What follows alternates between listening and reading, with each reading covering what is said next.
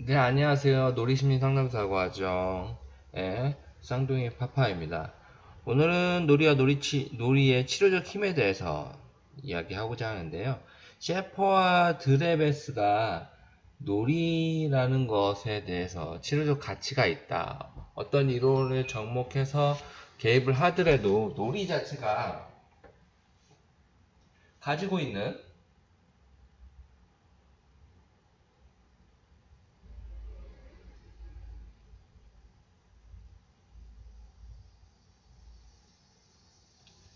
놀이 자체가 가지고 있는 치료적 힘이 있다.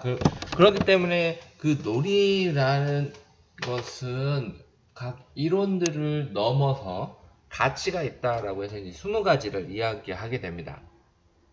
셰프와 드레베스가 정리한 놀이의 치료적 힘에 대해서 한번 같이 보도록 하겠습니다. 우리나라 EBS 다큐 놀이의 반란에서 이런 놀이의 중요성을 이야기도 하는데요.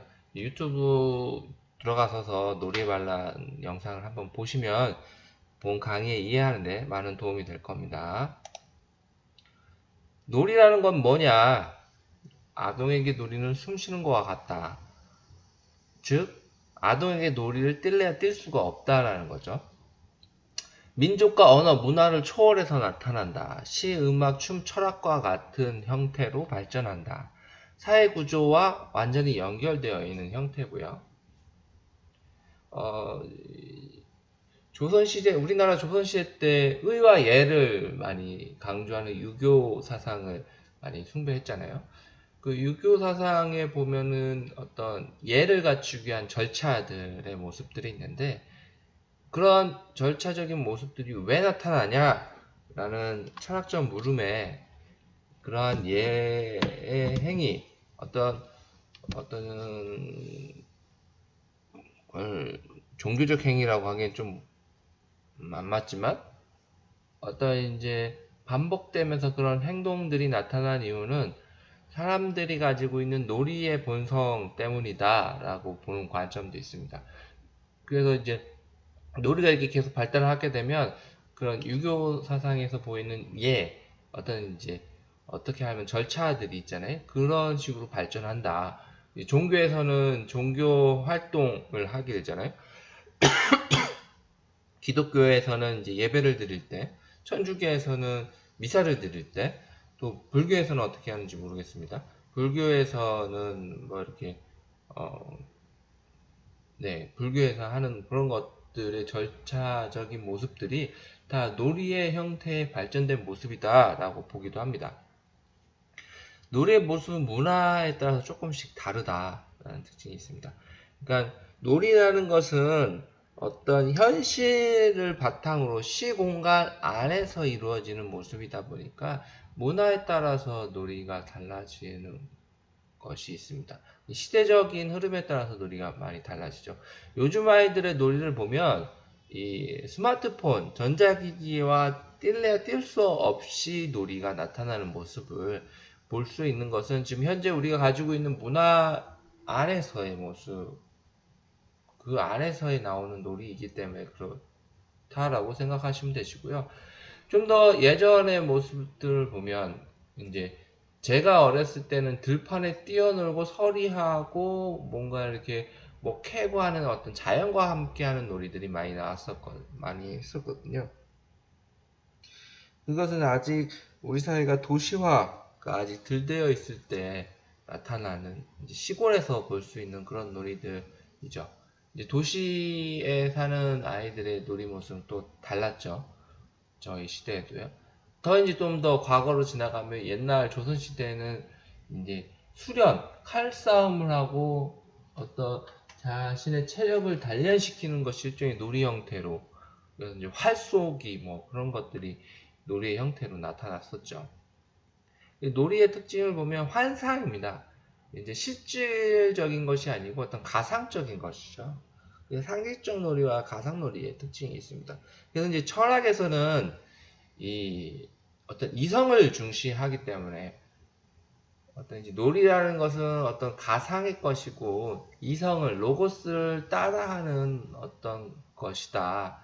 그렇기 때문에 의미가 없는 것이다. 실제가 아닌 환상이다. 라고 해서 이제 놀이의 중요성을 많이 배제시키는 모습들이 있는데, 하지만 이 놀이가 가지고 있는 그 가치에 대해서 다시 발견하게 됩니다. 그리고 아동기 발달에 있어서 이제 중심이 되는 것이 이 놀이입니다. 저희 아들, 딸이 있는데요. 아마 하루 24시간 놀아도 계속 놀지 않을까라는 싶은 생각이 듭니다. 지금 6살인데 오늘 아침에 유치원을 데려주고 왔는데요. 저번 주가 어느 하루는 제가 아이들한테 유치원 가야 되는지, 야, 놀러 가야지 그렇게 얘기를 했는데 태민이가 얘기를 하더라고요. 당연하지. 유치원 가서 놀아야지 그러더라고요. 이렇게 아동기 발달에 놀이라는 것은 중심에 서 있는 위치를 가지고 있습니다. 놀이가 얼마나 중요하냐? 음식이나 수면만큼 중요하다. 어떤 이 노는 것 자체에는 즐거움이 있고, 즐겁다는 것은 도파민을 많이 형성시키는 과정이 일어나게 된다고 합니다. 이 도파민이라는 것은 우리 뇌를 형성할 때 신경이 손상되는 것을 예방시켜주는 역할을 한다고 합니다. 뿐만 아니라 놀이는 유엔에서 보장을 하게끔 정의가 되어 있습니다. 1989년에 유엔 아동권리협약에서 놀이는 아동이 휴식과 여가를 즐기고 연령대에 맞는 놀이와 여가 활동에 참여하고 문화적 삶과 예술에 자유롭게 참여할 권리를 가지고 있고, 우리 이러한 권리들을 어른들, 성인들이 보호해줘야 된다라고 이제 정의 내리고 있습니다. 유엔 정의에 따르면 우리 부모들은 아이들이 마음껏 놀 수 있게 허용해 줘야 됩니다. 만약 그렇게 되지 않으면 유엔 권리 협약에 위배되는 거죠. 이제 아동에게 휴식과 여가를 즐기고, 휴식과 여가를 즐긴다는 것은 어떤 계속 뭔가 노동을 해야 된다, 뭔가 학습을 해야 된다는 거에서 조금 보장이 될 수 있는 시간을 갖춰줘야 된다는 거죠. 요즘은 어린 아이들의 유튜브 영상을 찍는 것들이 인기다 보니까 이 부모나 성인들에 의해서 아이들이 어린 나이임에도 불구하고 노동을 해야 되는 상황들이 조금 나타나고 있습니다. 하지만 유엔 아동권리 협약에 따라서 아이들의 휴식과 여가를 보장을 해줘야 됩니다. 물론 아이가 원해서 이제 촬영을 하는 경우는 이제 다른 얘기가 되겠죠. 그 다음에 연령대에 맞는 놀이와 여가 활동에 참여. 만약에 어린아이가 아직 규칙놀이가 나오는 게 만 6세 이후부터 가능해지겠는데요. 규칙놀이 하면 보드게임이라든가 어떤 규칙의 순서대에 맞춰서 하는 놀이입니다. 하지만 그 전 아이들은 규칙의 놀이가 아닌 아이만이 가지고 있는 방식대로 놀이가 나오는데요. 처음에는 무질서한 놀이가 나오다가 자신만의 방식의 놀이가 나오고, 그 자신만의 놀이 방식이 타인에게 막 적용시키려고 하는 모습이 나오다가 타인의 규칙을 조금씩 수용하면서 한 만 6세경이 되면 규칙놀이를 할 수 있는 시작이 됩니다. 근데 요즘 아이들은 조금 빠른 것 같긴 합니다. 이론상에는 만 6세로 정의되어 있는데요.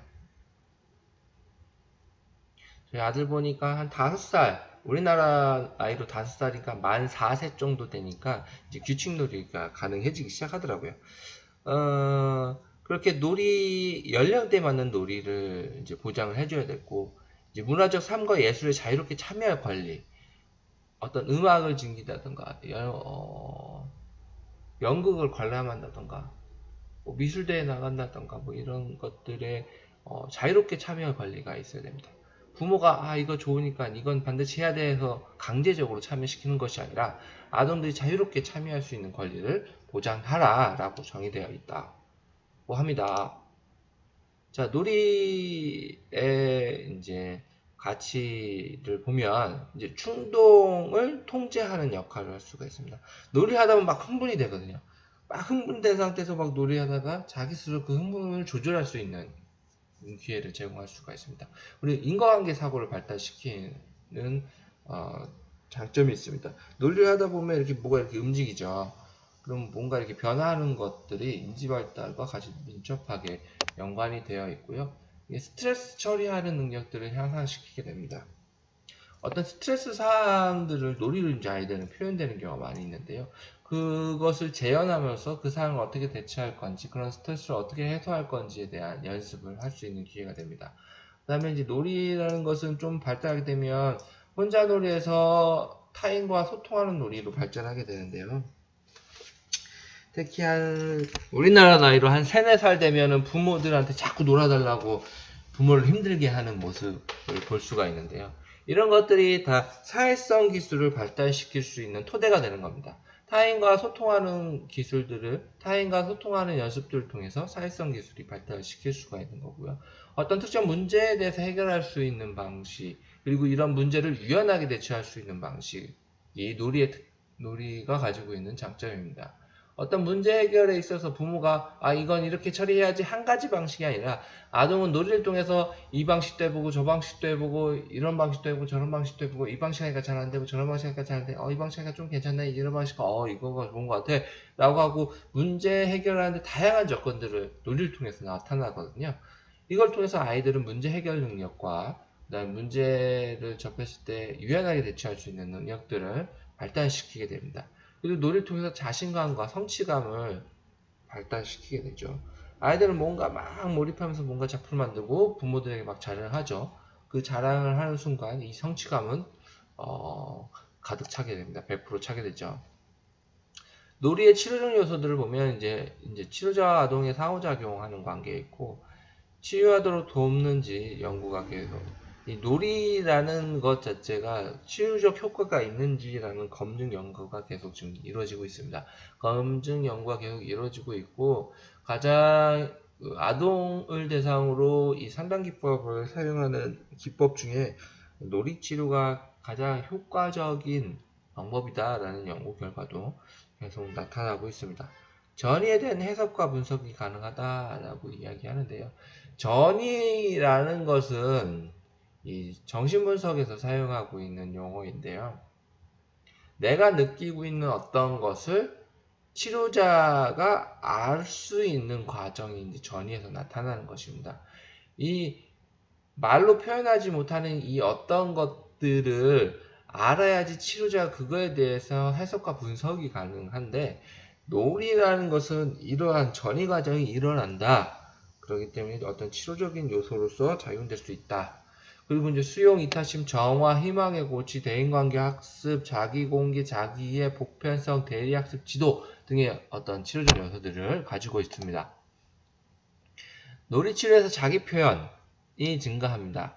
아동들은 언어 표현보다는 행동을 먼저 하고 이런 행동들은 놀이의 형태로 나타나게 됩니다. 그렇기 때문에 놀이는 의사소통 능력을 향상시키는 작용을 하게 됩니다. 놀이를 통한 자신의 생각과 느낌을 표현하고 이러한 것들이 구체적으로 표현되면서 아이들의 감정들은 풍부해지고 경우에 따라서는 비직접적인 간접적인 표현으로 슬픔과 아픔을 표현하면서 이제 자기 치유할 수 있는 효과들이 있죠.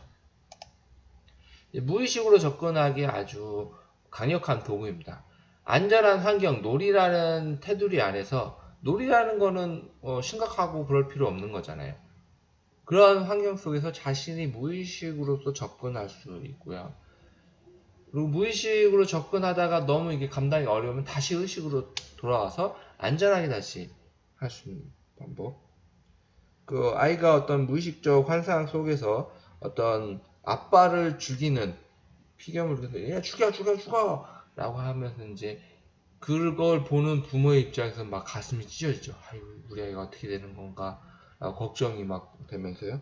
그러면서 이제 아이한테 물어봅니다. 야 그래도 아빠를 죽이는 건 좀 그렇지 않냐? 라고 물어서 엄마를 이상한 눈빛으로 쳐다보면서 엄마 이거 놀이야 라고 이야기하는 모습들 이런 것들이 이제 무의식 접근을 안전하게 할 수 있는 매체의 형태가 놀이입니다. 그래서 이제 무의식으로 접근하는 놀이 양상들 보면 양육적 놀이와 역량적인 놀이들을 볼 수가 있는데요. 양육적 놀이에는 아기 인형, 우유병, 고무적 꼭지, 빛, 아기 침대, 병원 놀이, 반창고, 흰 마스크, 의사 가운, 요리도구, 플라스틱 음식, 접시, 냄비, 프라이팬, 가스레인지 등의 놀이감들을 가지고 나오는 놀이 형식이고요. 영양적 놀이에는 블러, 핑거 토이, 농구대 등이 있습니다. 그 다음에 공격 이완 놀이에는 공격적인 동물, 호랑이, 사자, 악어, 뱀, 그 다음 펀치백, 구니, 칼, 다트, 총, 수갑 등이 있고요. 실생활 놀이 형태를 보면 인형의 집, 가족인형, 경찰, 의사, 간호사, 동물가족, 가짜돈, 계산대, 청소도구, 교통수단 등이 있습니다. 또 환상 의상에서는 모자, 옷, 마스크 등이 있고요. 창의적 표현과 감정 이완에서는 모래, 물, 블러, 물감, 이젤, 크레용, 사인펜, 풀, 무딘과이, 테이프, 길고 조그만 나뭇가지들, 파이프 청소하는 것, 뭐 이런 것들이 있습니다. 지시적과 비시적 교육 효과가 있는데요. 이거를 이제 다른 표현을 하면은 이제 직접 교수법과 간접 교수법이다라고 얘기를 합니다. 어떤 지식과 기술을 극복하는 방식으로 사용되고 배우자 하는 어떤 동기 향상이 됩니다. 이제 스토리텔링이 가능해지게 됩니다. 아이들과 놀이치료를 실시하다 보면 말이 없던 아이들도 조금 회기가 진행되면서 갑자기 말이 많아지고 놀이 안에서의 스토리들이 막 나오기 시작하고 그것을 치료자한테 알려주다가 막 이야기하는 모습들이 나오거든요. 이런 스토리텔링 발달시키는 가치들이 있는 것입니다. 학습 및 문제 해결 능력 향상, 그리고 어떤 조각난 기억들을 조직화할 수 있는 능력, 그 다음 정서적으로 덜 각성되게 하는 방법 등이 있습니다. 조각난 기억의 의미 있는 이야기 조직화를 보면은 이제 아이들을 보다 보면 어떤 이제 정서적인 어려움 때문에 오는 아동들 보면은 이 기억들이 스플릿, 이 막 조각나 있는 모습들을 볼 수가 있어요. 그래서 부모들이 뭘 물어보면 몰라, 기억한다. 학교에서 뭐 했어? 몰라. 유치원에서 뭐 했어? 몰라. 그러다가 이제 어느 문득 그 조각 한 조각이 생각나서 막 이야기하는데 전후 사정이 없이 얘기하다 보니까 부모가 못 알아듣고 그런 모습들이 있는데 이러한 조각락 기억들이 놀이를 통해서 조직화돼서 어떤 하나의 스토리 형식을 갖추기 시작하는 모습들을 볼 수가 있습니다. 해소의 효과가 있는데요. 어떤 외상에 대한 이제 정서적 외상에 대한 회복하는 효과를 가지고 있습니다. 그 다음에 정서적으로 이제 소화시킨다, 정서적으로 해소시키는 역할, 어떤 부정적인 정서에 대해서 놀이를 통해서 표현함으로써 그런 것들을 배출해버리는 효과들이 있습니다. 놀이는 외상에 대해 자연스럽게 대처하는 경향성이 있다. 합니다. 이제 미국에서 9.11 테러가 있을 때 그 당시에 아이들이 다 이제 빌딩이 무너지는 놀이들이 나오는 모습들이 있었는데요. 그런 것들이 이런 외상에 대한 해소를 하는 놀이의 치료적 효과 때문에 나타난다고 보실 수가 있습니다. 외상후 놀이는 치료적이다 라는 어떤 9.11 테러 사례와 같은 사례들을 가지고 연구들이 이루어지고 있고 그 검증이 되었습니다. 정신적 외상의 가장 강력한 방법으로 놀이가 사용되어 있고 이 아동 상담, 아동 심리, 아동 정신과 치료에서 이제 놀이 치료를 많이 사용하는 이유 중에 하나이기도 합니다.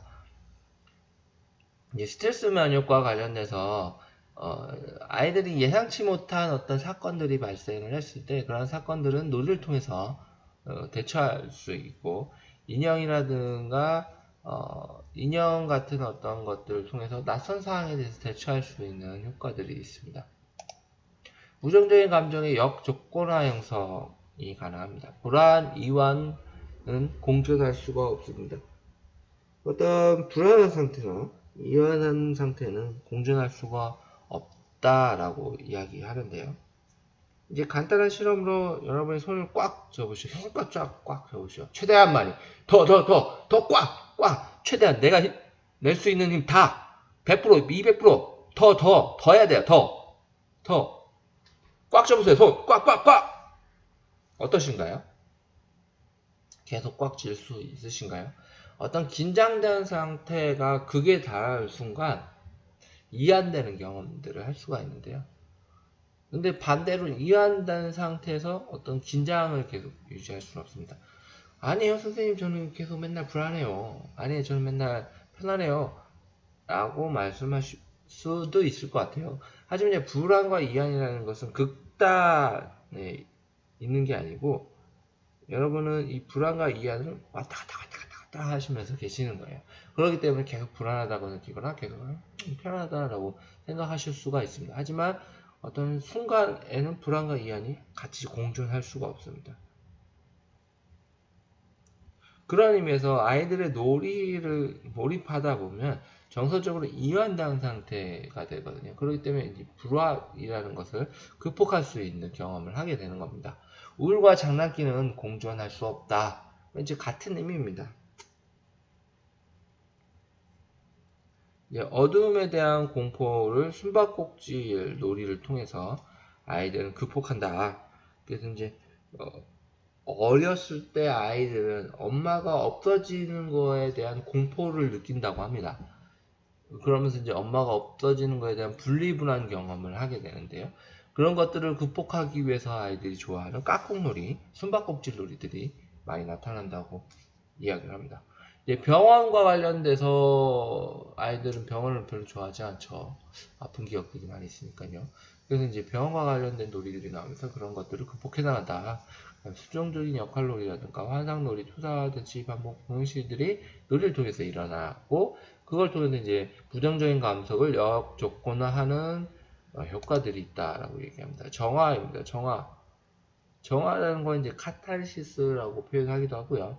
울기, 풍선 터뜨리기, 찰흙 던지기, 단단한 가방 때리기, 정서적 해방을 하면서 이제 심리치료를 하게 되는 것인데 이 놀이는 정화 효과가 있습니다.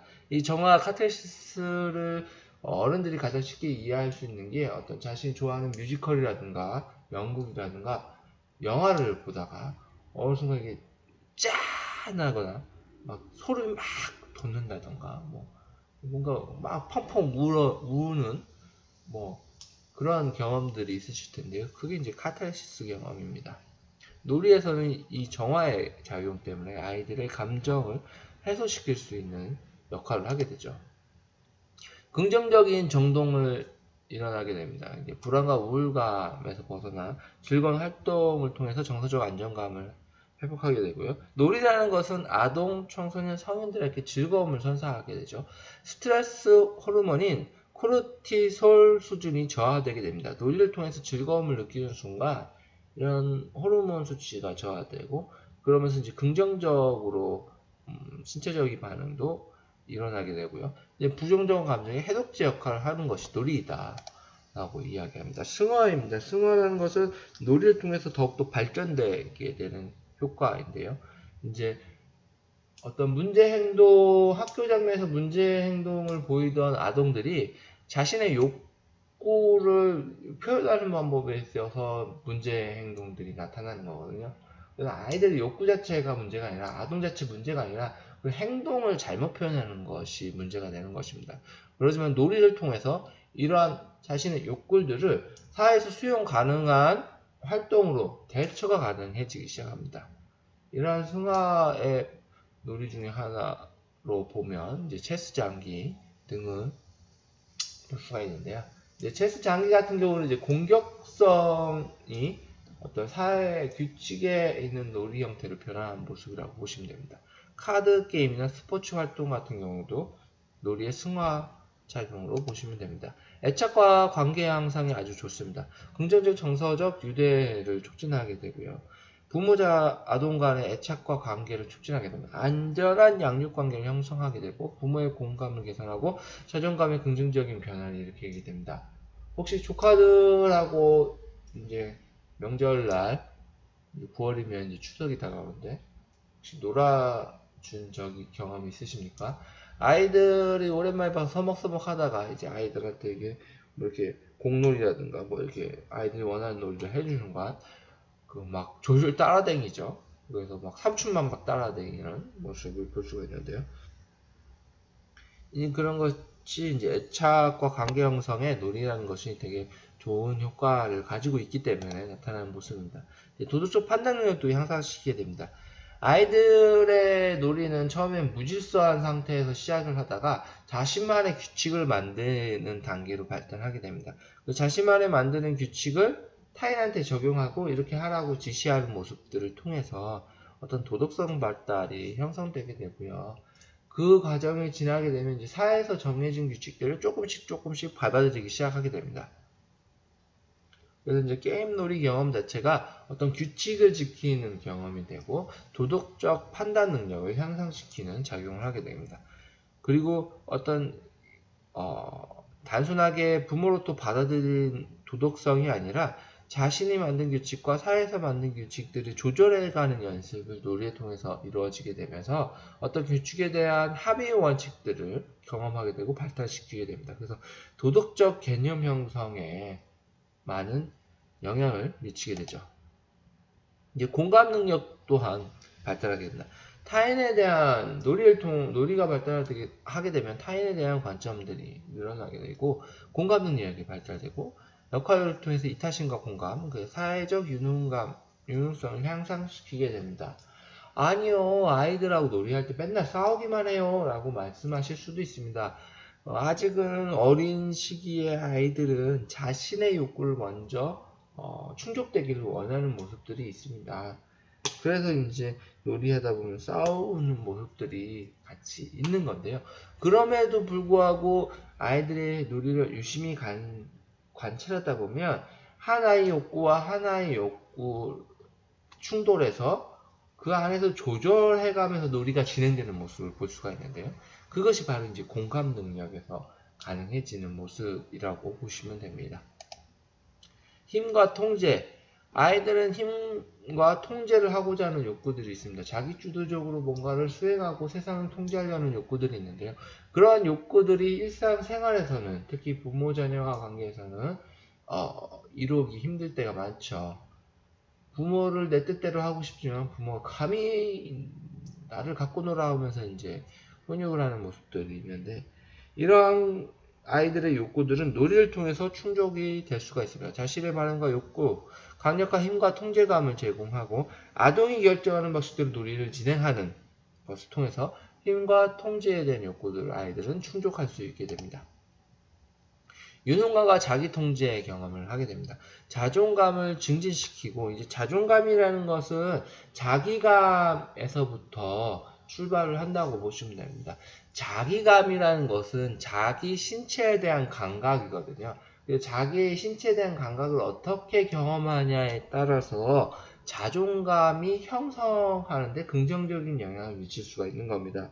놀이를 통해서 자신이 어떤 행동을 하건 그것을 놀이를 통해 다 수용되는 경험들을 통해서 나의 신체적 감각이라는 것은 어떤 긍정적 경험들이구나 라는 그 경험을 바탕으로 나는 가치가 있고 나는 무언가 성공할 수가 있고 나는 어떠한 것도 할 수 있다라는 자기 자신에 대한 긍정적인 평가가 증진하게 되는 것입니다.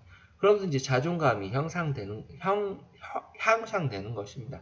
유능감과 효능감도 증진하게 됩니다. 이제 놀이를 하다가 뭔가 성공하는 경험 통해서 나는 할 수 있어, 나는 잘할 수 있어 라는 유능감, 효능감을 증진시켜야 됩니다.